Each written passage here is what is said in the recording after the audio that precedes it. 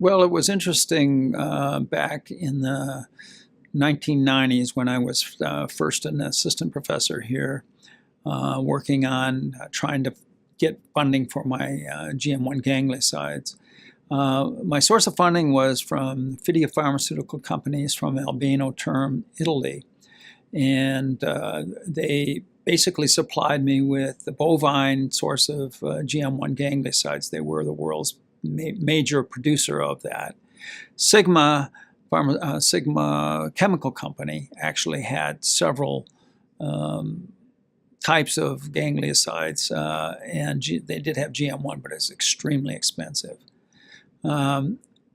Unfortunately, my source for GM1 from the bovine at Fidia Pharmaceuticals was cut short because of the bovine encephalopathy, mad cow's disease, that hit Europe. And so my import of the bovine GM1 gangliosides was stopped.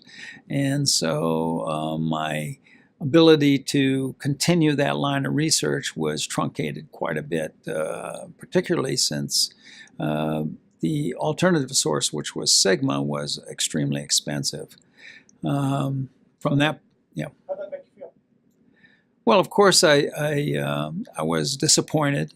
I did start a new line of research using mesenchymal stem cells from bone marrow, and that seemed to work pretty well as therapy in not only the what I call a pretty crude model of Huntington's disease, which was the one I was working with prior to 2000. We also used it in several mouse models of Huntington's disease and even a rat model of Huntington's disease. And so we've done really well with that source. But around 2012, when gangliosides were rediscovered, and when GM1 ganglioside was shown to be effective in a mouse model of Huntington's disease, it sparked my interest to get back in that area, because I knew that it was an effective and very powerful biomolecule that showed, I think, significant effects on neurodegenerative processes, both in Huntington's but also in Parkinson's disease. So I was excited about getting back into that. But again, we're facing the problem of the expense of this.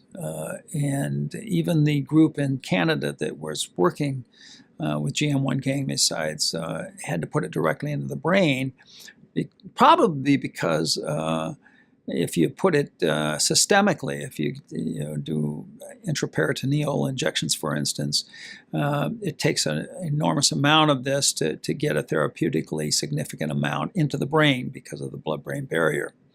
So, we were hoping that there might be another source of gangliosides, and this is where the shepherd's gift and the ovine source really caught my imagination. And since I contacted the people with the shepherd's gifts and Larry Holler, I've been very excited about reinvesting in this type of research using an ovine source.